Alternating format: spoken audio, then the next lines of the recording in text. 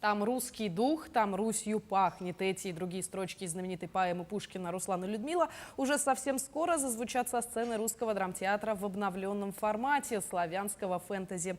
До премьеры еще несколько недель, но труппа уже сейчас проводит репетиции и готовит реквизит. Театральную завесу тайны приподнял и наш корреспондент Петр Васильев. Вот так, скрупулезно, сантиметр за сантиметром, художники театра создают элементы богатырских доспехов для новой постановки пушкинской поэмы «Руслан и Людмила». Героев здесь великое множество. Это и волшебные старцы, и ведьмы, и болотные чудища, и даже почти трехметровая говорящая голова. Все по заветам жанра фэнтези. Вдохновлялись, конечно, всем.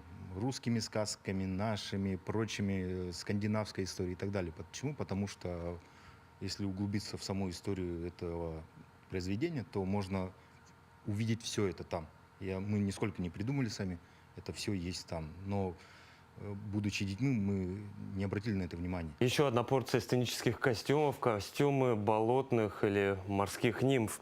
Всего их постановки 6 штук, и делаются они вот таким нехитрым, но очень кропотливым способом. Берется в руки паяльник, берется ткань и, собственно, метод следующий. В центре внимания, безусловно, Руслан, Людмила и главный злодей – дядька Черномор, злой карлик-колдун.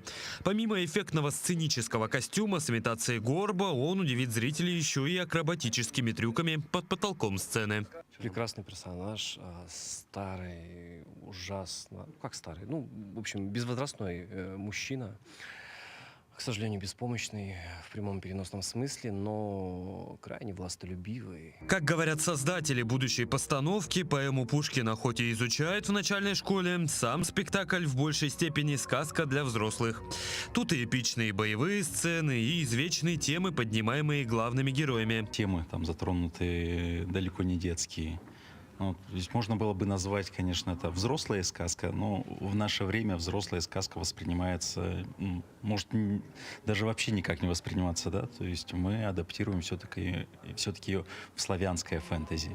Главную премьеру сезона, первый в Якутске спектакль фэнтези, представят на суд массового зрителя уже 6 июня, в день рождения Александра Пушкина.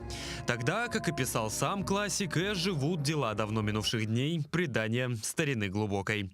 Петр Васильев, Станислав Потапов, Якутск.